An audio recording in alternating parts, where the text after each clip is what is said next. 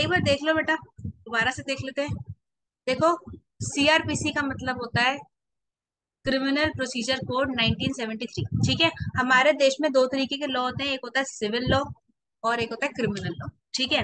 अगर आपके ऊपर कोई भी सिविल केस लगेगा तो आप कहाँ जाओगे? सीपीसी में जाओगे। अगर आपके ऊपर कोई भी क्रिमिनल केस लगेगा तो कहाँ जाओगे? सीआरपीसी में जाओगे। CrPC is a procedural law. CrPC procedural law इसलिए क्योंकि इसके अंदर प्रोसीजर दिया होता है। अगर कोई भी कंपनी, कोई भी इंडिविजुअल क्रिमिनल ऑफेंस करता है तो उसको कैसे रेगुलेट करना है, क्या करना है आगे, वो कौन बताता है? वो सीआरपीसी बताता है। ठीक है जी। अच्छा, सीआरपीसी लगता है किसके ऊपर है? क्राइम के ऊपर लगता है। किस पे लगता है? क्राइम के ऊपर। क्या सीपीसी भी क्राइम के ऊपर लगता है? नहीं, सीपीसी क्राइम के ऊपर नहीं लगता। सिर्फ और सिर्फ क्राइम के ऊपर क्रिमिनल केस सीआरपीसी लगता है। ठीक है जी। अच्छा। अच्छा, क्राइम क्या होता है जरा बताना मुझे। जो भी लॉ में लिखा जो है। भी लॉ में लिखा है। क्राइम वो होता है जो लॉ में लिख दिया कि ये क्राइम है। पूरी लाइन बोला करो यार। क्या होता है क्राइम? क्राइम वो होता है जो लॉ में लिख दिया कि ये क्राइम है तो वो क्राइम बन गया। ठीक है। अच्छा, अब बात कर लेते हैं। हमारा पेपर यार सीएस का है तो हमसे पूछेगा कंपनी के बारे में। ये सीआरपीसी नहीं पूछेगा मेरे से। क्या पूछेगा? मुझे कंपनी से रिलेटेड क्वेश्चन पूछेगा वो। ठीक है जी। अच्छा, तो कंपनीज एक्ट में टोटल 470 सेक्शन है। अब मुझे बताओ यार, कोई भी लॉ या तो सिविल लॉ हो सकता है या फिर क्रिमिनल हो सकता है। तो मुझे बताओ, कंपनीज एक्ट सिविल है क्रिमिनल है? कंपनीज एक्ट बोथ है। It is a mixture of civil and criminal law. मतलब कंपनीज एक्ट सिविल लॉ भी है और क्रिमिनल लॉ भी, दोनों है। अच्छा, ऐसे कैसे? अच्छा, कई बार हम पढ़ते हैं कोई सेक्शन कॉन्ट्रावीन करा तुमने। कॉन्ट्रावीन का मतलब क्या होता है? उसका उल्लंघन किया है। तोड़ा। हाँ, ब्रीच करा, तोड़ा। हाँ, हिंदी में बोले तो उल्लंघन किया, बिल्कुल सही है। अगर आपने सेक्शन का कॉन्ट्रावीन करा, कई बार लिखा होता है ना डायरेक्टर या फिर एनी पर्सन, कंपनी सेक्रेटरी या फिर officer in default liable to penalty. Liable to penalty का मतलब क्या? आपके ऊपर सिर्फ पेनल्टी लगेगी, मतलब फाइन दो और आप छूट जाओगे। ठीक है। इसको बोलते हैं सिविल नॉन कंप्लायंस। जब जब कंपनी के ऊपर या फिर उसके डायरेक्टर के ऊपर या फिर ऑफिसर के ऊपर क्या लगती है? सिर्फ पेनल्टी लगती है, उसको बोलते हैं सिविल नॉन कंप्लायंस। और जब, अच्छा, सिविल नॉन कंप्लायंस मतलब पेनल्टी लगेगी। पेनल्टी लगाएगा कौन? आरओसी लगाएगा। कौन लगाएगा? आरओसी पेनल्टी लगाएगा। ठीक है बेटा। तो ये बात कहाँ लिखी है? सेक्शन 454 में लिखी है। समझ में आ गई बात? तो सेक्शन 454 से इतनी सी बात बोलता है। क्या बोलता है?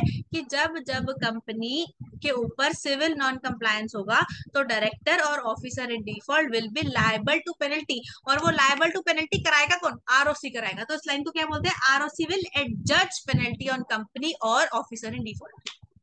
आ गई बात समझ में? ठीक है। आ गई। आगे देखो यार, कई बार क्या लिखा होता है? अगर आपने सेक्शन को कॉन्ट्रावीन करा तो you will be punishable with fine और एंड इम्प्रिजनमेंट। मतलब फाइन तो लगेगा, साथ साथ इम्प्रिजनमेंट लग भी सकती है और नहीं भी लग सकती। अच्छा, मुझे एक बात बताओ, यहाँ पे इम्प्रिजनमेंट मैंडेटरी या ऑप्शनल है? क्या बोथ है? मर्जी है। बोथ है। कई बार क्या लिखा होता है? इम्प्रिजनमेंट हो भी सकती है, कई बार लिखा होता है होगी ही होगी, कंपल्सरी। ठीक है। तो जहां पे यार इम्प्रिजनमेंट वर्ड आ गया ना, वो क्या बन गया? क्रिमिनल नॉन कंप्लायंस बन गया।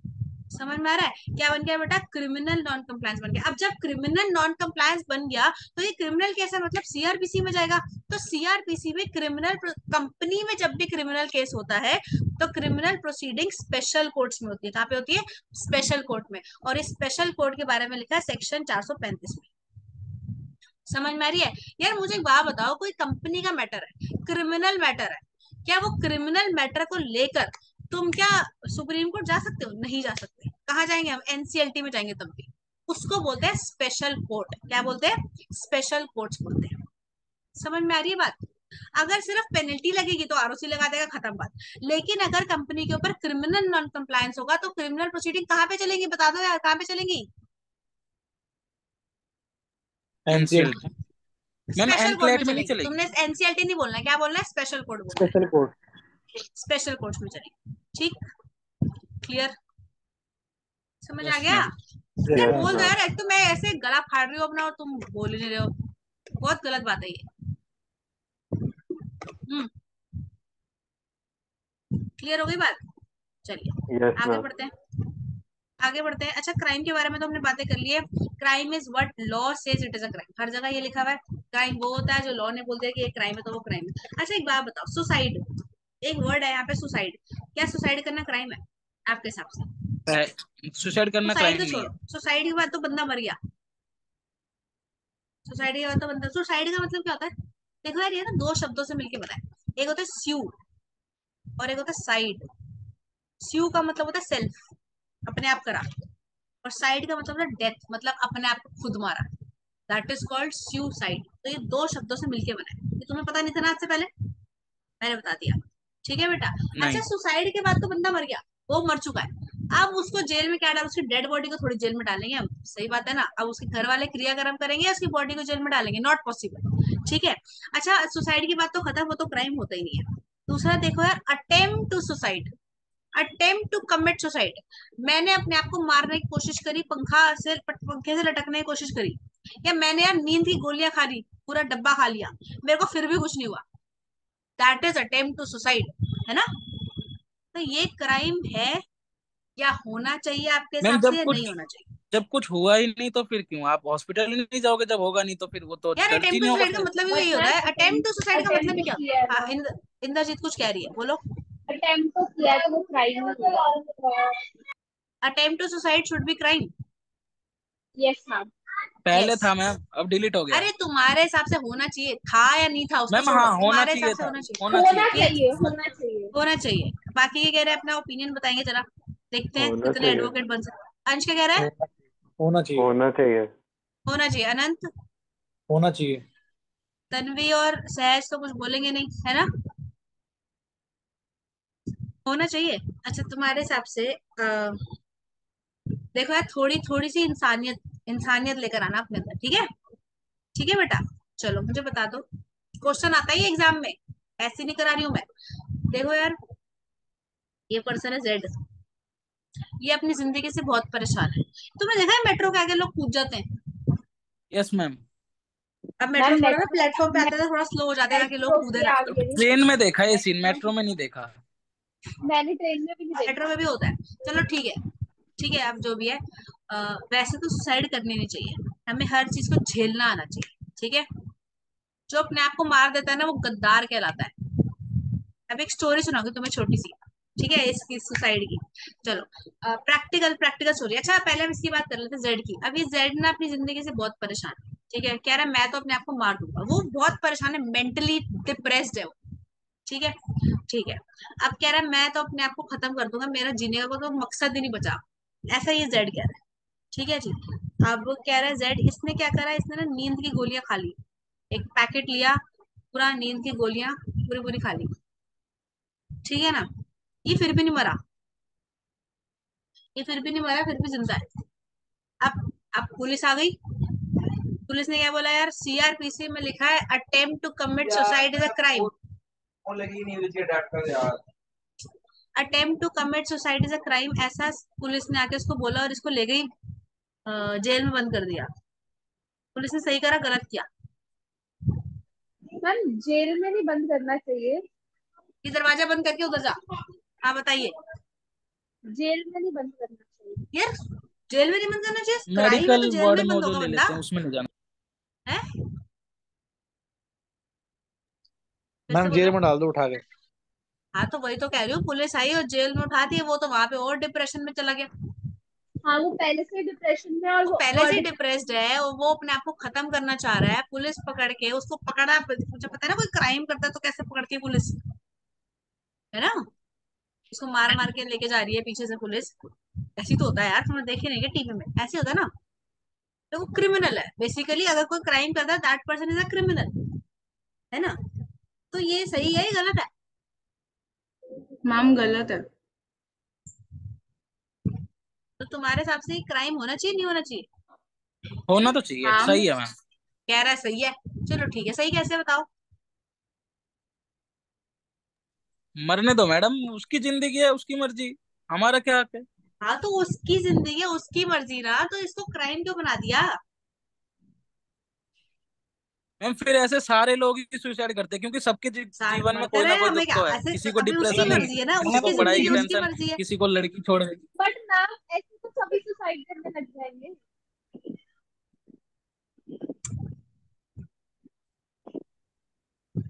मैम वो उसकी जिंदगी नहीं है, उसके माँ बाप की जिंदगी है, वो सुसाइड नहीं कर सकता माँ बाप से बिना पूछे। वाह, वाह, वाह, बहुत ये बढ़िया, बहुत घटिया लॉजिक बहुत है। बढ़िया। आज अनंत पता नहीं क्या खा गया है। है ना? मैम ये लस्सी पी के आया थोड़ी देर पहले। क्या अपने माँ बाप से बिना पूछे सुसाइड नहीं कर सकता? तुम हर चीज अपने माँ बाप से पूछ के करते हो। खाना था ना मेरे को। मैम अब बता देते हैं, ये पूछ के एक करते नहीं। गर्लफ्रेंड से बात कर रहा है अपनी, तो ये अपनी अपनी मम्मी से पूछ के कर रहा है? नहीं पूछ के नहीं, बता देंगे, पर होनी चाहिए, बता बताओ देंगे बताओ। अभी। नहीं। मैम पैदा तो उन्होंने किया है ना, क्या? जन्म तो चुप उन्होंने हो किया जाओ है। थोड़ी देर, तुम रहने दो, शांति रखो। देखो यार, मैं ये कह रही हूँ कि एक बंदा पहले से डिप्रेस्ड है। ये वीडियो तो नहीं डाल सकती मैं यूट्यूब पे, जैसे तुम्हारे हालात है। ठीक है? देखो जरा, अगर एक बंदा पहले से डिप्रेस्ड है, हम्म, और तुम उसको और जेल में डाल दोगे, पुलिस उसके ऊपर टॉर्चर करेगी, कोई अच्छे से थोड़ी रखेंगे वहां पे उसको, है ना? तो फिर इसलिए एक एक्ट है, मेंटल हेल्थ केयर एक्ट 2017। इसने बोला पहले attempt to commit suicide crime होता था, ठीक है, लेकिन अटेम्प्ट कोई भी सुसाइड करने की कोशिश तभी करता है जब वो अंदर से बहुत ज्यादा परेशान होता है, डिप्रेस्ड होता है, राइट? तो इसलिए बेटा एक एक्ट बनाया गया, मेंटल हेल्थ केयर एक्ट 2017। इसने बोला कि अटेम्प्ट टू कमिट सुसाइड को क्राइम नहीं कहना चाहिए। क्यों नहीं कहना चाहिए? कि आप पहले से एक बंदा परेशान है, उसको ऊपर तुम और टॉर्चर कर रहे हो, दैट इज नॉट राइट। ठीक है? तो इसलिए attempt to commit suicide crime नहीं होता है। देखो लिखा है ना, now attempt to commit suicide is not a crime. ठीक? अगर कोई बंदा सुसाइड करने गया, वो जिंदा बच गया, उसका इलाज होगा, वो ठीक होगा, वापस अपने घर आ जाएगा, पुलिस उसको नहीं पकड़ेगी। सीधी सिंपल बात। इतने बड़े बड़े क्रिमिनल पड़े हैं, उसको उनको तो पकड़ो, उनको तो पकड़ा जाता नहीं तुमसे। जो बेचारे वैसे ही परेशान है अपनी जिंदगी से, किसी को कुछ नहीं कह रहे, उसको पकड़ रहे हो, है ना? सही कह रही हूँ गलत कह रही हूँ? चलो अब एक छोटा सा एग्जाम्पल और क्वेश्चन। एक लेडी है यार, ये मैरिड है, इसने अफेयर चला लिया एक लड़के के साथ, एक्स्ट्रा मैरिटल अफेयर। क्या ये क्राइम है? नहीं। नो मैम, ये क्राइम नहीं नहीं नहीं, है। ये क्राइम उसकी नहीं है। अगर इसे शादी कर ले तो क्राइम हो मैम जाएगा। बिना तो वो क्राइम। बिना लेकिन तो डिवोर्स वो एक के क्राइम, शादी करे बिना एक्सेप्शन, तो गलत डिवोर्स है, मैम के। वो क्राइम, भी अच्छी है। मैम क्राइम वो भी नहीं होगा, वो शादी इनलीगल होगी बस। नहीं अरे यार, मैम, डिवोर्स डिवोर्स देने डिवोर्स के बाद लेके, करना है, अगर हाँ डिवोर्स तो इसने, नहीं। वो, अगर ये इस लेडी ने अपने, अरे कोई ना, पता नहीं कौन सा देश है यार, किसी कंट्री में ना चाइना। ये अफेयर चलाना क्राइम होता है ऐसे, कि कोई कंट्री है, पता नहीं कौन सी कंट्री है, तो ऐसे एक्स्ट्रा मैरिटल अफेयर चलाना क्राइम होता है। यहाँ नहीं होता, इंडिया में नहीं है, चला सकते हैं, ठीक है? तो किसी कंट्री में क्राइम होता है, ठीक है?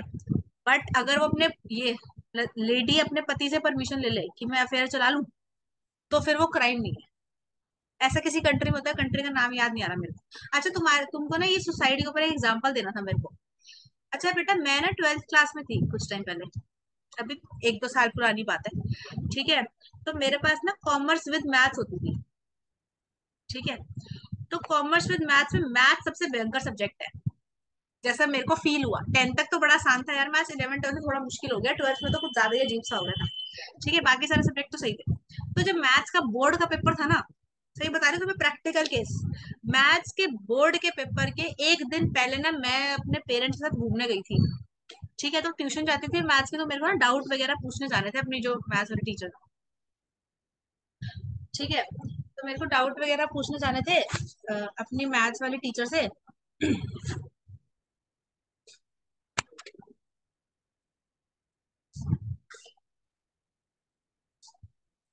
यहाँ बताइए आधे घंटे का, यहाँ बताइए 20 मिनट, ठीक है? तो ना बेटा मेरे को ना डाउट पूछने जाना था, बट मैं तो यार घूमने फिरने गई हुई थी, तो मेरी जो मैडम थी उनका फोन आया मेरे पास, तो मुझे कहती है कि डाउट वगैरह पूछने आ जाओ। मैंने बोला मैं तो यार बाहर आई हूँ घूमने फिरने। कहती है कल पेपर है तुम्हारा बोर्ड का, रात को घूमने फिरने गए हुए हो? मैंने तो उसका फोन ही काट दिया, ठीक है ना? तो फिर मैं शाम को गई उसके पास, मैंने बोला कि मैं कहीं गई हुई थी, तो मेरे को अब बता दो डाउट। सही बात है, ठीक है? तो फिर कहती है कि अब तो और बच्चे आने वाले हैं, तो अब तो मैं डाउट बताऊंगी। फिर वो उसने बता दिए, टीचर है ना मेरी, उसने बता दिए। फिर ना मेरे को थोड़ा डर लग रहा था, क्योंकि पेपर था यार मैथ्स का, आता का तो मेरे को वैसे कुछ नहीं था, आता था यार वैसे, ठीक है? तो हमारी बुक होती है ना एनसीईआरटी, स्कूल में एनसीईआरटी मिलती थी ना, तो ये करी थी मैंने मैंने आर डी शर्मा करी थी बस। आर डी शर्मा मैथ्स की बुक आती थी, याद होगा तुम्हें, है ना बेटा? पता है ना आरटी शर्मा? यस तो मैम, पता है। मैथ्स की बुक आती थी तो मैंने ये दोनों करी थी, और मेरे से यार वो क्या बोलते हैं, डिफरेंशिएशन और इंटीग्रेशन, वो बड़ा अजीब सा लगता था मुझे, क्वेश्चन सॉल्व नहीं होते थे। तो मैंने सोचा चल देख लेंगे, एनसीईआरटी में से तो आता है पेपर, देख लेंगे। तो जब हम पेपर में गए अगले दिन, 3 घंटे का पेपर होता है ना? तो 3 घंटे का पेपर मेरा हो गया था आधे घंटे के अंदर, मेरा क्या पूरी क्लास का हो गया था। ठीक है, और हमें कुछ नहीं आता था, सही बता रही हूँ मैं, हमें कुछ भी नहीं आता था मैथ्स के पेपर, मेरे को एक क्वेश्चन भी नहीं आता था। 100 नंबर के पेपर में से 0 नंबर का पेपर मेरे को आता था। बट मैंने सोचा यार करना तो पड़ेगा ना, क्योंकि तो दिक्कत हो जाएगी, 12th क्लास है ना? कंपार्टमेंट आ गई तो और दिक्कत हो जाएगी मेरे लिए तो फिर और बेइज्जती हो जाएगी यार, इतने ज्यादा मार्क्स आते हैं क्लास में और अब ये मैथ्स में कंपार्टमेंट आ रही है, बहुत गलत हो जाएगा ये तो मैंने कुछ भी लिखा, फिर भी मेरा पेपर आधे घंटे के अंदर हो गया। 2.5 घंटे हम खाली बैठे थे, तो यार आसपास देख रहे थे कोई तो कुछ तो बता दे, सभी एक दूसरे को देख रहे थे, किसी को कुछ नहीं आता था। अच्छा, एक लड़की थी मेरी क्लास में, उसका नाम मिशा है, ठीक है? तो अ, वो मेरी क्लास की टॉपर होती थी, वो बस पेपर कर रही थी, बाकी सब पूरी क्लास 40-50 बच्चे खाली बैठे थे क्लास में, ठीक है ना? तो ऐसा सीन हुआ। तो पेपर मुश्किल मेरे को लगा यार, हमें मुश्किल लग रहा है, सच में मुश्किल आया है। तो मैंने करा था, मुझे आज भी याद है, मैंने टोटल 31 मार्क्स का पेपर किया था, सिर्फ 31 मार्क्स का पेपर किया था मैंने, ठीक है? अच्छा, मैंने 31 मार्क्स का पेपर कर दिया, क्योंकि मुझे पता था किसी को कुछ नहीं आता तो चल जाएगा, मेरा पूरी क्लास ही डूबेगी ना, डूबेगी तो चलो ठीक है। तो फिर हम पेपर से बाहर निकल गए, 3 घंटे पूरे बैठे थे वहां पे हम। तो बाहर निकल के आए, बाहर तो हल्ला मचा हुआ था, सुन रहे हो मेरी बात? तो बाहर पूरा हल्ला मचा, इतना मुश्किल पेपर आया, इतना मुश्किल पेपर आया। तो हम तो फटाफट घर आ गए, मैं और मेरी फ्रेंड, तो हमारे घर से पास ही है वो जहाँ मेरा सेंटर पड़ा था, ठीक है? कीर्ति नगर में सेंटर पड़ा था हमारा। तो हम आ गए घर, घर में आके न्यूज आ रही है कि 12th क्लास के बच्चों ने सुसाइड कर ली मैथ्स के पेपर की वजह से, ये हो गया वो हो गया, कोई अपने स्कूल से, सेंटर के बिल्डिंग से छत से नीचे कूद गया, कोई घर में आके कुछ कर रहा है, कोई रो रहा है, कोई कुछ हो गया, सबके पेरेंट्स रो रहे हैं कि हमारे बच्चे सुसाइड करके चले गए, वापस ही नहीं आ रहे घर। तो ऐसा सीन हो गया था। मेरे को तो यार मजा आ रहा था कि पता नहीं क्या ही पेपर दिए इन्होंने इस बार। सुन रहे हो मेरी बात? हेलो, सुन रहे हो बेटा? फिर यस मैम। फिर यस मैम। फिर उसके बाद जब रिजल्ट आया, तो हम सब तो यार डरे हुए थे, है ना? अच्छे से बैंड बजी हुई थी हमारी तो, ठीक है? तो फिर जब रिजल्ट, मैंने पेपर कितने मार्क्स का किया था मेरे को आज भी याद है, कितने मार्क्स का, 31 मार्क्स का मैंने पेपर किया था, मुझे याद है। मेरे मार्क्स आए थे 50। ये हुआ कैसे ही मेरे को अभी तक समझ नहीं आया, जब मैंने पेपर ही 31 मार्क्स का करा है, पास होने के लिए 33 मार्क्स चाहिए होते हैं, है ना? तो मैंने मैंने पेपर करा 31 नंबर का, 31, और मेरे मार्क्स आ रहे हैं 50, ये समझ नहीं आया था कि मार्क्स आए कैसे। मेरे तो को मेरे पता साथ, है। मैं तो बड़ी खुश हो गई यार कि क्या लोगों ने सुसाइड कर दी, ये करके मैंने सोचा यार इन लोगों के सुसाइड की वजह से मार्क्स दिए इन लोगों ने, कि रिजल्ट के बाद और लोग ना सुसाइड कर ले, है ना जी? तो ऐसा हुआ था प्रैक्टिकली, ठीक है जी? तो ऐसा हुआ था मैथ्स के पेपर में। मेरे को तो बड़ा मजा आया था यार, मैं तो जब घर आई थी ना, तो मैं तो बड़ी खुशी खुशी से घर में बता रही थी कि पेपर में बहुत मुश्किल आया है, मेरे को कुछ नहीं आता था, रिजल्ट आएगा तो मुझे मत बोलना। मैंने तो घर में आके बोल दिया था, मेरा नहीं, सबका यही हाल था। तब क्या ही कर सकते हैं यार, है ना? तो ऐसा भी हुआ था, ठीक है? तो इसलिए इन्होंने शायद, मुझे लगता है इसीलिए मार्क्स दे दिए होंगे, क्योंकि ये बच्चे सुसाइड ना कर ले। ठीक है यार, क्या हो गया, पेपर ही तो है एक, दोबारा दे देंगे, नहीं हुआ तो छोड़ देंगे, और क्या होगा? नहीं, जिंदगी में बस यही रह गया क्या? सही बात है ना? चलिए, परेशान नहीं होते किसी भी चीज से, आता जाता रहता सब कुछ, ठीक है? तो बेटा ये हो गया। अब देखो यार, डिफरेंस आ सकता है सिविल प्रोसीडिंग और क्रिमिनल प्रोसीडिंग में, ठीक है जी? ये इंपॉर्टेंट है, 4 मार्क्स का पेपर में पूछता है, ठीक है? अब सिविल प्रोसीडिंग क्या होता है, पहले तो लिखेंगे सिविल प्रोसीडिंग में 2 पार्टी होती है, क्रिमिनल प्रोसीडिंग में 2 पार्टी होती है। सिविल प्रोसीडिंग में 2 पार्टी का नाम क्या क्या होता है, बता दो जरा, बिना देखे बता दो जरा। प्लेंटिफ और डिपेंडेंट। प्लेंटिफ और डिफेंडेंट। और क्रिमिनल प्रोसीडिंग में कंप्लेनेंट और एक्यूज्ड। कंप्लेनेंट और कंप्लेनेंट एक्यूज। एंड एक्यूज्ड, बिल्कुल सही है। देखो फर्स्ट पॉइंट ये लिखा है, प्लेंटिफ और डिफेंडेंट, कंप्लेनेंट और एक्यूज्ड। कंप्लेनेंट का मतलब होता है जो कंप्लेंट करता है, एक्यूज का मतलब होता है जिसके खिलाफ कंप्लेंट करी गई है। आगे देखते हैं। अच्छा, जो सिविल प्रोसीडिंग होती है वो पर्सनल मैटर होते हैं, सही बात है, पर्सनल मैटर, मेरी प्रॉपर्टी मेरा मैटर है, तू कौन होता है बीच में बोलने वाला, that is civil proceeding. Civil matter is a personal matter, सही बात है ना। मेरी प्रॉपर्टी और मेरी बहन की प्रॉपर्टी है सपोज, ठीक है ना, हम दोनों के बीच का मैटर को तीसरा बंदा आके बोल सकता है, बीच में नहीं बोल सकता। That is called personal matter. सिर्फ और सिर्फ plaintiff suit file case suit कर सकता है इसके अंदर, कोई थर्ड पर्सन नहीं कर सकता। But criminal proceeding is not a personal matter, it is a matter of state. State मतलब ये सिर्फ एक इंडिविजुअल का केस नहीं है, ये पूरे स्टेट का केस है, सबका, सब लोगों का केस है, ठीक है। तो क्रिमिनल प्रोसीडिंग में एक सिंगल पर्सन भी केस फाइल कर सकता है और भी लोग केस फाइल कर सकते हैं उसके अलावा, ठीक है जी। अच्छा, जब सिविल प्रोसीडिंग होती है तो सिविल प्रोसीडिंग में कोर्ट डिसीजन देता है, उस डिसीजन को क्या बोलते हैं, डिक्री बोलते हैं। क्या बोलते हैं, डिक्री बोलते हैं, ठीक है। और क्रिमिनल प्रोसीडिंग में जो कोर्ट डिसीजन देता है उसको सेंटेंस बोलते हैं, जजमेंट नहीं बोलते यार, जजमेंट नहीं बोलते। जजमेंट तो बोलता है वो साथ में स्टेटमेंट लगाता है ना, कि उसके रीजंस रिकॉर्ड करता है, वो सिविल में भी होता है क्रिमिनल में भी होता है, इसलिए मैंने जजमेंट लिखते हैं यहाँ पे। समझ में आ गई बात। अच्छा, एक ना केस हुआ था सुप्रीम कोर्ट का। अब सुप्रीम कोर्ट का केस ये रहा, ये रहा। केस का नाम है इकबाल सिंह मारवा वर्सेस मीनाक्षी मारवा। क्या केस है, इकबाल सिंह मारवा वर्सेस मीनाक्षी मारवा। ये क्या बोलता है, civil case are decided on the basis of evidence. अच्छा एक बात बताओ, अ,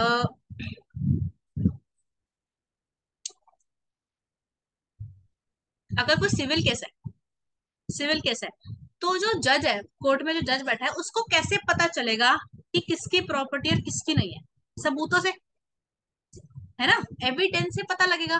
उसके ऊपर इंडियन एविडेंस एक्ट लगता है, वो पढ़ेंगे अगला चैप्टर, ठीक है।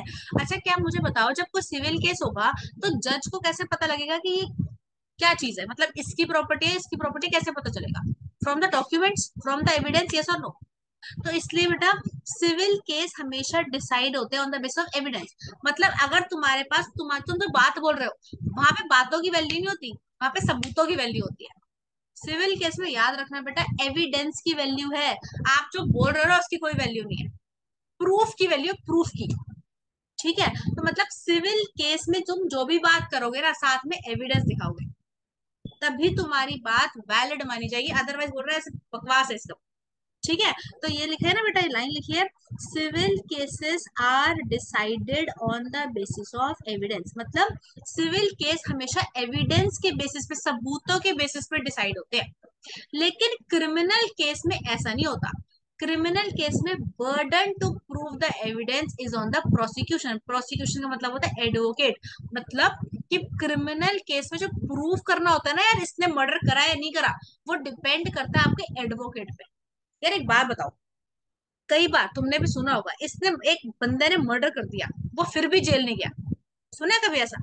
अच्छा यार, ये क्या नाम है, संजय दत्त, उसके घर से मिली थी ना AK-47, मिली यस थी ना, मैम। उसके घर में वो यस ट्रक मैम। भी था ना, वो उसके अंदर वो था, क्या बोलते हैं यार, बारूद वगैरह, बम वगैरह थे। RDX RDX। RDX। हाँ RDX, सही बात है ना। तो वो साफ साफ नहीं पता लग रहा था कि इसने क्राइम करा है, क्रिमिनल है ये, पता तो लग ही रहा है ना, पता लग रहा है कि नहीं पता लग रहा है, बिल्कुल पता लग रहा है, फिर भी उसको जेल नहीं हुई। जेल हुई भी तो बहुत सालों बाद हुई, और सिर्फ 5 साल की जेल में फिर वो बाहर आ गया, और वो उस 5 सालों में बार बार बीच बीच में बाहर आता था पेरोल पे। ये क्या सीन है। तो बेटा मैम वो क्रिमिनल उस्ताद है केस मैम। में यही होता है, क्रिमिनल केस में आपको, मैंने मैंने यार देखा कि अंश ने अभी अभी मर्डर करा है इंद्रजीत का, मैंने खुद अपनी आंखों से देखा। यार मैंने छोड़ो, जज ने अपनी आंखों से देखा, फिर भी वो उसको जेल में नहीं डाल सकता। फिर भी नहीं, क्यों नहीं डाल सकता, इस लाइन की वजह से नहीं डाल सकता। क्या, burden to proof the evidence is on advocate. मतलब अगर एडवोकेट ने प्रूफ कर दिया ना, यार जज ने अपनी आंखों से देखा मर्डर करते हुए, लेकिन एडवोकेट ने फिर भी प्रूफ कर दिया कि इसने मर्डर नहीं करा, तब तक जेल में नहीं जा सकता वो। तो ये इंडिया का सिस्टम थोड़ा हिला हुआ है, ऐसा होना नहीं चाहिए, सही बात है ना। ठीक है, तो ऐसा भी होता है। लेकिन सिविल केस कैसे डिसाइड होता है, हमेशा एविडेंस के बेसिस पे डिसाइड होता है। आपके पास रिटर्न कागजात होने चाहिए कि देखो भाई इसके बेसिस पे मेरी प्रॉपर्टी है। That is called civil cases are decided on the basis of evidence. But criminal case में बर्डन टू प्रूफ किसके ऊपर होता है, हमेशा एडवोकेट के ऊपर होता है। अगर एडवोकेट ने प्रूफ कर दिया ये मर्डर है तो है, अगर नहीं है, नहीं प्रूफ कर पाया, तो फिर वो नहीं कहला जाएगा मर्डर। सही है। इतने बड़े बड़े कांड होते हैं यार इंडिया में, कभी कुछ हुआ है, इतने साल लग जाते हैं, लोग तो पता नहीं क्या से क्या हो जाता है। हुआ है कभी कुछ, कुछ नहीं होता इंडिया में, ठीक है ना। ऐसा ये थोड़ा ना हमारा जो जुडिशरी सिस्टम है ना थोड़ा अलग है, थोड़ा अजीब सा, चेंज करना चाहिए इसको।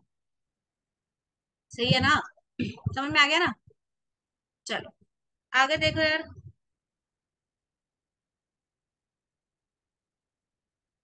अरे ये नहीं पढ़ना है तुम्हें यार, ये इसको छोड़ देते हैं, इसको छोड़ देते हैं, ठीक है, इसको छोड़ देते हैं। आगे देखो जरा, एक क्वेश्चन है, एक क्वेश्चन है,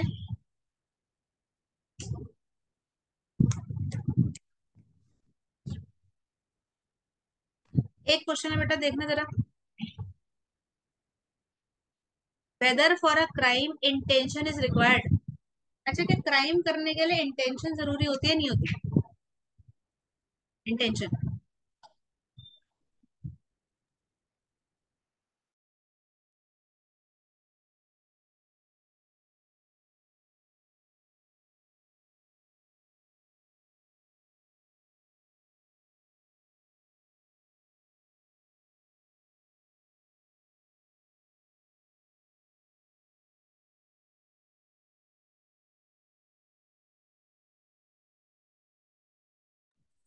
हाँ जी बताओ, क्या क्राइम के लिए, आज की क्लास का लास्ट क्वेश्चन है ये, क्या क्राइम के लिए इंटेंशन या फिर गिल्टी माइंड जरूरी होता है? होता यस है मैम, होता है। गिल्टी माइंड का मतलब क्या होता है? मेंसरिया। मैं मेंस यार, स्पेलिंग गलत, मेंसरिया का मतलब बताना जरा। Ma'am intention. गिल्टी माइंड मतलब मेंसरिया। यार तुमने एक गेम आती है क्रिमिनल केस, खेली है कभी? Yes ma'am. नहीं। किसी ने नहीं खेली? किसी ने तो खेली हो गया क्रिमिनल केस गेम, नहीं खेली? ठीक है मैं, नहीं मैम। बेटा उसमें, चलो छोड़ो। अच्छा, गिल्टी माइंड का, मेंसरिया का मतलब होता है गिल्टी माइंड। इसका मतलब क्या है? जब भी सीआरपीसी मतलब क्रिमिनल ऑफेंस होगा तो उसके अंदर ना मेंसरिया देखा जाता है। मेंसरिया का मतलब होता है आपकी इंटेंशन, आपकी इंटेंशन कैसी थी।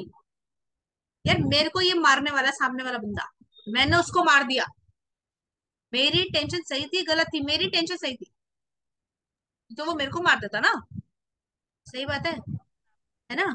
लेकिन मेरे को यार उससे दुश्मनी निकालनी, इसलिए मैंने उसे मार दिया जान मूझ के। I am guilty. जब कोई चीज जान मूझ के करी जाए उसको बोलते हैं गिल्टी माइंड, मेंसरिया। ठीक है जी। तो हमेशा सीआरपीसी में मेंसरिया देखा जाता है। जब भी कोई क्राइम होता है, कोई भी ऑफेंस होता है, उसमें मेंसरिया चेक करा जाता है। तुम्हें समझ में नहीं आया मुझे पता है बेटा, जब भी कोई क्राइम होगा ना तो हमें देखना है उसको कि आपने वो क्राइम जानबूझ के करा है या आप करना चाहते थे, नहीं करना चाहते थे, मतलब आपकी इंटेंशन थी करने की, नहीं थी। ठीक है। यार अगर कोई मेरे को मारना चाह रहा है तो मैंने अपने सेल्फ डिफेंस में उसको ही मार दिया, तो that is not a crime. उसमें मेरा मेंसरिया नहीं था, उसके अंदर मैं गिल्टी माइंड नहीं हूँ। समझ में आ रही बात? तो बेटा हमेशा सीआरपीसी में कोई भी क्रिमिनल ऑफेंस होगा ना, उसके अंदर आपका मेंसरिया देखा जाएगा, आपने जानबूझ के करा है या गलती से करा है। ठीक है जी।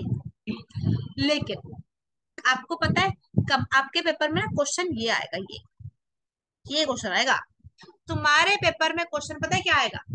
कि according to the criminal procedure code there is always presence of mens rea in case of criminal proceedings.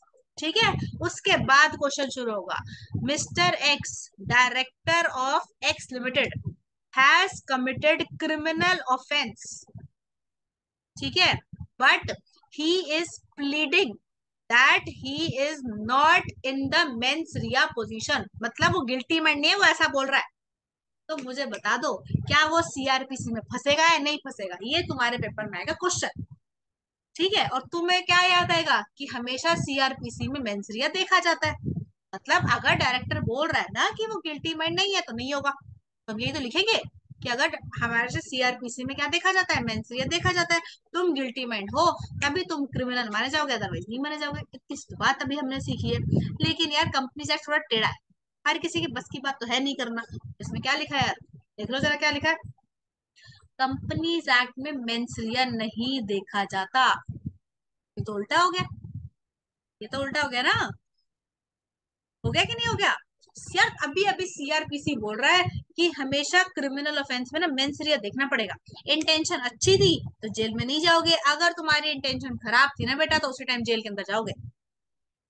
ये तो बोलना चाह रहा है ना कि सीआरपीसी, लेकिन कंपनीज एक्ट बोलता है कि कोर्ट आपकी इंटेंशन नहीं देखेगा। मतलब कंपनीज एक्ट में मेंसरिया नहीं देखा जाता also in criminal offences. CPC में तो वैसे नहीं देखा जाता, सिविल ऑफेंस में तो मेंसरिया होता ही नहीं है। उसमें क्या है, प्रॉपर्टी का मैटर है, मेरी है मेरी है मेरी है मतलब मेरी है, इसमें क्या मेंसरिया हुआ, इसमें क्या गिल्टी माइंड है। जब प्रॉपर्टी मेरी है तो मेरी है ना, तो सीपीसी की तो बात ही नहीं कर रहे। मेंसरिया हमेशा क्रिमिनल में देखा जाता है। ठीक है, क्या तुम्हारी इंटेंशन थी या तुम्हारी इंटेंशन नहीं थी। फिर बड़े बड़े क्राइम करते हैं लोग, पता नहीं कैसे कैसे क्राइम करते हैं, तो उसके अंदर मेंसरिया देखा जाता है। ठीक है, बहुत अजीब तरीके के लोग हैं इंडिया के तो। चलो छोड़ो उसको, चलो आगे देखो यार। कंपनीज एक्ट में मेंसरिया नहीं देखा जाता, क्यों नहीं देखा जाता, इसके ऊपर हुआ केस। केस क्या बोल रहा है, केस ये जरूर याद कर लेना, इंपॉर्टेंट है। केस का नाम है SEBI versus Shri Ram mutual fund. Case का नाम क्या है। तुम बोलोगे यार सिक्योरिटी लॉ कैसे आ गया है, बेटा ये सिक्योरिटी लॉ कंपनी लॉ सब कुछ मिक्स है। ठीक है, तो एक केस हुआ SEBI versus Shri Ram mutual fund. ये क्या बोलता है, सेबी लॉ कॉन्ट्रावीन करोगे तो सेबी ने पेनल्टी लगा दी, इसमें इंटेंशन नहीं देखी जाती। तो कोई भी कंपनी से रिलेटेड केस होता है, चाहे वो सिविल हो चाहे वो क्रिमिनल हो, उसके अंदर मेंस रिया प्रेजेंट नहीं होता है कभी भी। ठीक है जी, बात समझ में आ गई इतनी। जर्नली क्या होता है, जर्नली सीआरपीसी में हमेशा मेंसरिया देखा जाता है, बट कंपनी के अंदर मेंसरिया नहीं देखा जाता। मतलब मान लिया जाएगा तुमने जानबूझ के करा है, सिंपल बात है। तुमने ऑफेंस करा है ना कंपनी एक्ट का, तो तुमने जानबूझ के करा है, गलती से कुछ नहीं होता। ठीक है, तो you will be liable under the CrPC. सही है। केस हुआ SEBI versus Shri Ram mutual fund, चाहे कंपनी लॉ का ऑफेंस हो, चाहे सेबी लॉ का ऑफेंस हो, चाहे क्रिमिनल ऑफेंस हो, चाहे सिविल ऑफेंस हो, उसके अंदर मेंसरिया कभी भी नहीं देखा जाएगा। हमेशा माना जाएगा आपने जानबूझ के ही गलती करी है। ठीक, समझ आ गई इतनी बात, जल्दी बताओ। Yes, ma'am. ठीक है जी, चलो यार आज नहीं यस यहीं मैम। तक करते हैं, बाकी करते हैं कल। कल थोड़ी ना जल्दी रखूंगी मैं क्लास। ठीक है जी, चलिए यहाँ तक क्लियर है, Yes, बाकी ma'am. करते हैं कल।